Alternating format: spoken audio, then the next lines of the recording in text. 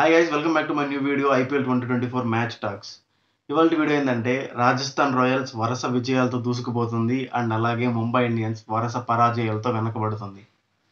నిన్న మనం ఖచ్చితంగా రాజస్థాన్ రాయల్స్ని మెచ్చుకోవాలి. ఆ కెప్టెన్సీ సంజు శాంసన్ నుంచి మంచి బౌలింగ్ లైనప్ మనకు తెలిసిందే. As usual Trent Boult power play wicket taker అలాగే వచ్చాడు. అలాగే రోహిత్ శర్మని వెనక్కి పంపించాడు. అలాగే నమందిర్ని వెనక్కి పంపించాడు.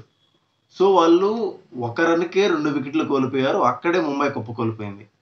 Mumbai Indians batting openers initiate చేసుకుంటే మిడిల్ ఆర్డర్స్కి ఎవరికైనా సరే, ఏ టీంకైనా సరే ఓపెనర్స్ మంచి స్టార్ట్ ఇస్తే మిడిల్ ఆర్డర్ అనేది ప్రెషర్ తగ్గుద్ది.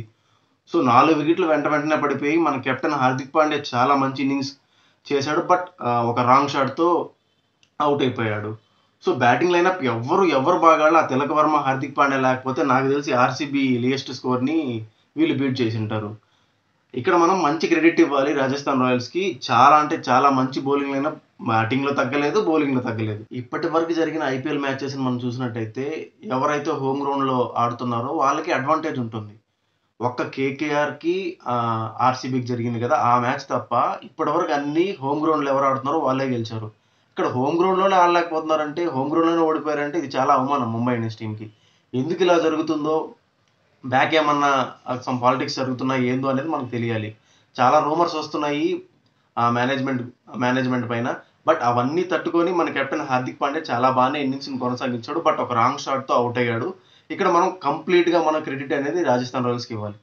లాస్ట్ 5 అవర్స్లో మరీ దారుణంగా 25 రన్సే కొట్టారు. ఆ టిమ్ డేవిడ్ని బ్యాకప్ చేశారు కానీ స్పిన్ బౌలింగ్లో ఆడలేరని చెప్పి. బట్ టిమ్ డేవిడ్ కూడా ఏమీ ఆడలేకపోయాడు. కంప్లీట్ ఫెయిల్ అయిపోయింది Mumbai Indians batting team. Complete fail అయిపోయింది. ఒకనొక టైంలో తిలక్ వర్మ, హార్దిక్ పాండ్యా ఆడుతున్నప్పుడు ఓకే 150 అయినా కొట్టగలరు, 150, 160 కొట్టగలరు అని కొంచెం నమ్మకం ఉన్నది. ఎప్పుడైతే హార్దిక్ పాండ్యా వికెట్ పడిపోయిందో తిలక్ వర్మ డీలా పడిపోయాడు. తిలక్ వర్మ అవుట్ అయిపోయాడు. వికెట్లు వరుసగా పడుతూ వచ్చాయి. ఇక్కడ కంప్లీట్ క్రెడిట్ మనం రాజస్థాన్ బౌలింగ్ యూనిట్కి ఇవ్వాలి. మంచి లైన్ అండ్ లెంత్ వేశారు, టెస్ట్ బౌలింగ్ లైనప్ వేశారు.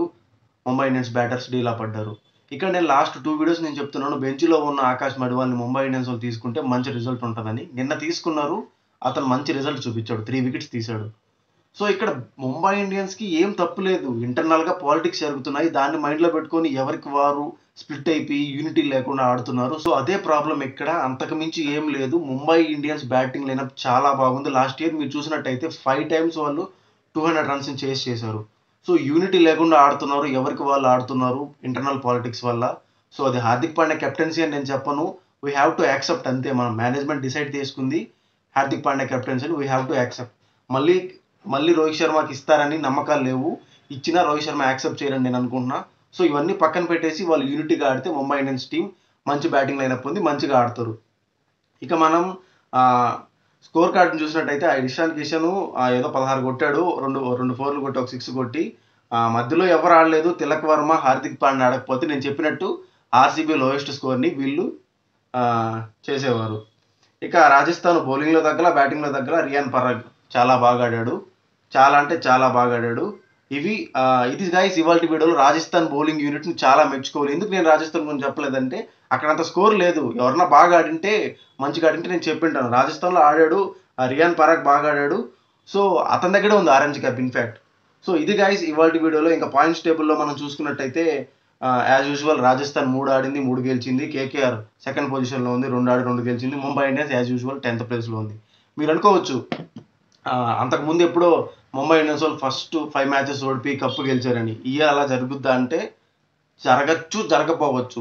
వీళ్ళందరూ యూనిట్గా కలిసి ఆడితే ఖచ్చితంగా ముంబై ఇండియన్స్కి మంచి లైనప్ ఉంది, మంచి బ్యాటింగ్ లైనప్ ఉంది. సో ఆరెంజ్ క్యాప్ అనేది కొత్తగా వచ్చాడు, రియాన్ పరాగ్ దగ్గర ఉంది. ఇక ముస్తఫిజుర్ రెహమాన్ దగ్గర ఉంది పర్పుల్ క్యాప్. ఇక్కడ ఇంకోటి ఏంటంటే రాజస్థాన్ టీము రవిచంద్రన్ అశ్విన్ని థర్డ్ డౌన్ పంపిస్తుంది. అతను కూడా నిన్న వెల్ సపోర్ట్ చేశాడు రియాన్ పరాగ్కి. సో ఇద్దరు కలిసి చాలా బాగా ఆడాడు. రియాన్ పరాగ్ ఫినిష్ చేశాడు ఇన్నింగ్స్ని. సో ఇది రాజస్థాన్ బ్యాటింగ్ లైనప్, చాలా బాగా ఆడారు. అక్కడ స్కోర్ తక్కువే ఉంది, సో మంచిగా ఆడారు. ఇది గైస్ ఇవాళ వీడియో. ముంబై ఇండియన్స్ వాళ్ళు ఆకాష్ మడివాల్ని కంట్రోల్ చేసి వాళ్ళు యూనిటీగా ఆడితే చాలా మంచిగా ఆడతారు. సో ఇది ఫైనల్ కన్క్లూజన్.